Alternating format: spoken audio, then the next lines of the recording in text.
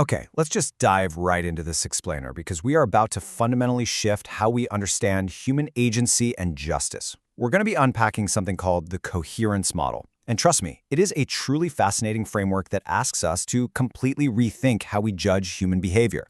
So, here is the really provocative question at the very heart of this model. Think about it. Is a crime just a binary choice, or is it the result of a collapsing system? It challenges that deeply ingrained idea we all have that our actions just happen in a vacuum. It essentially asks us, is a bad act just an isolated bad choice, or is it the inevitable failure of a much larger, collapsing system around that individual? To answer that, we're going to take a bit of a spatial journey today.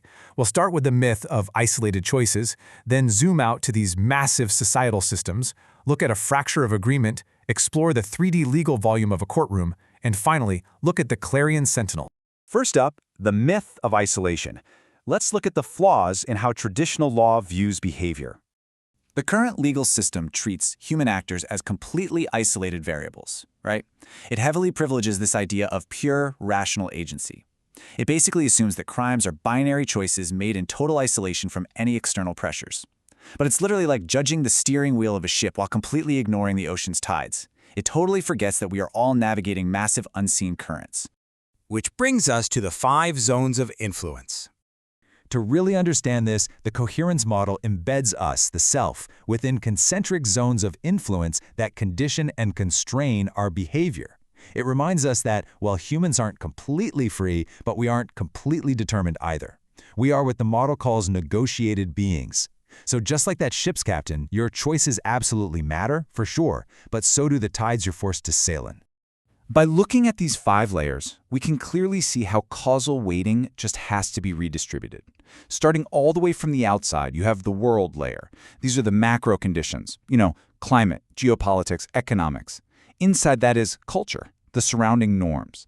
Then circumstance. These are the direct pressures compressing your choices, like unemployment or trauma or food insecurity. Then the situation, which is the immediate relational dynamic right there in the room with you. And finally, the self, your internal intention and will. Every single layer limits or expands the available choices for the layer inside it. To put that into perspective, imagine 2 identical thefts. Now, traditional law treats them exactly the same. But here, a deliberate fraud scheme hatched in a safe, secure environment is a self-level failure. But a survival-based theft driven by extreme food insecurity and trauma, that's circumstantial pressure. The model doesn't just erase individual responsibility, absolutely not, but it shifts the causal weighting toward the massive external systems that effectively produce that behavior in the first place. Next up, a fracture of agreement. So if a crime isn't just a bad choice made in a vacuum, what exactly is it? This is a massive paradigm shift. We are moving from simply punishing an isolated statutory violation to identifying and restoring a systemic fracture. It's moving away from retributive punishment, just making someone suffer for doing wrong, and towards something the model calls coherence restoration. Under this framework, social order actually depends on layered agreements. A crime is essentially just a fracture between these layers. Did the situation violate the self? Did the law disagree with basic survival needs? Legal responsibility is measured by how integrated or fractured these layers were. So justice actually becomes the process of coherence restoration, repairing those systemic fractures and reestablishing the agreement between the individual and their surrounding world. It's a real game changer. Let's move to the 3D legal volume. Let's see how this actually builds the geometry of a courtroom trial.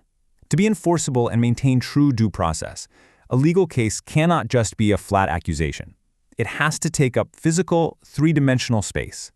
The model calls this the legal volume. It's a bounded object of state power, and to remain legitimate, it literally must maintain 3 distinct, non-zero axes.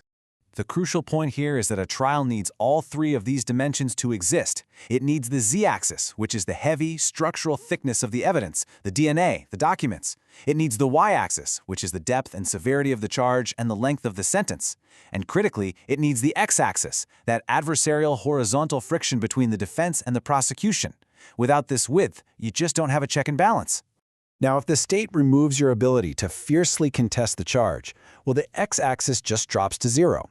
And when that happens, the entire 3D volume of justice completely collapses into an authoritarian, flat 2D surface. Think about it. A system with evidence and a sentence, but no adversarial defense, isn't a justice system at all. It's just administrative detention. It's guilty by decree. The model actually equates these legal proceedings with computational storage, treating justice as information architecture.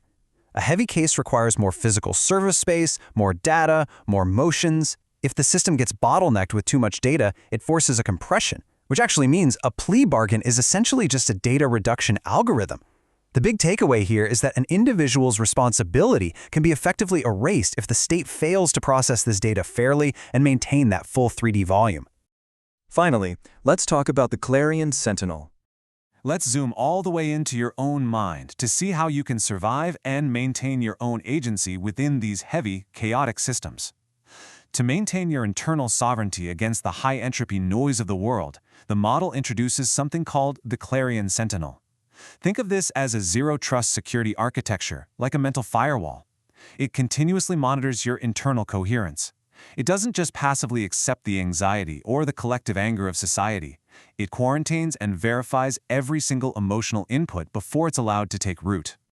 By integrating deep foundational evidence, your own personal truth, your records, your core values, deep into your identity's z-axis, you create a hardened coherence anchor.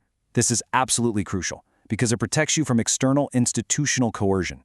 You stop reacting to the chaotic momentum of the crowd, and you start acting from a place of grounded, well-documented sovereignty. So responsibility is ultimately completely redefined here. It's not just about obeying external statutes anymore. It's about the active maintenance of your own identity runtime loop.